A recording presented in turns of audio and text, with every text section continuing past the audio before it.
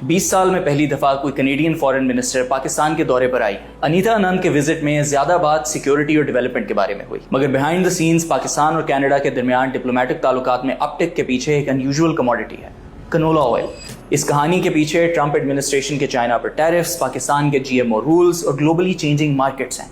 Let's break it down.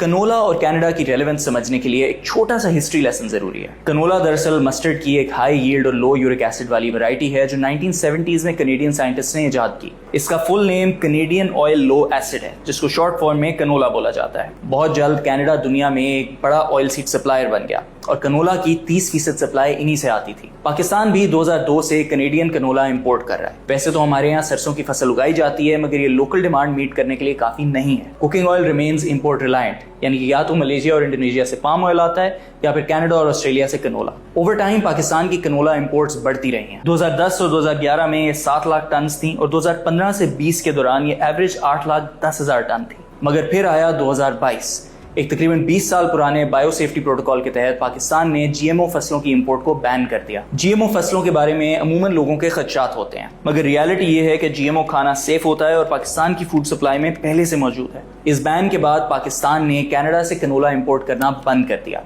और American soya beans की shipments को भी ब्लॉक कर दिया गया। ये दोनों प्रोडक्ट्स पाकिस्तान की फूड सप्लाई चेन में एक इंपॉर्टेंट रोल अदा करते हैं। कनोला कुकिंग ऑयल के लिए इस्तेमाल होता है और अमेरिकन सोयाबीन्स अपनी हाई प्रोटीन कंटेंट की वजह से पोल्ट्री फीड में इस्तेमाल होते हैं। लेकिन अमेरिका और कनाडा के लिए इस बैन की टाइमिंग बहुत बुरी थी। इस वक्त दोनों ने चाइना पर टैरिफ्स लगाए थे। अमेरिका ने ट्रंप एडमिनिस्ट्रेशन की पॉलिसी के तहत और कनाडा ने चाइनीज EV गाड़ियों को रोकने के लिए। चाइना दुनिया में कनोला और सोयाबीन्स का सबसे बड़ा बायर है और इन टैरिफ्स के बाद उन्होंने अमेरिका और कनाडा से खरीदारी मुकम्मल तौर पर बंद कर दी। एज अ रिजल्ट दोनों मुल्क अपनी फसलें बेचने के लिए नई मार्केट्स ढूंढना शुरू हुए।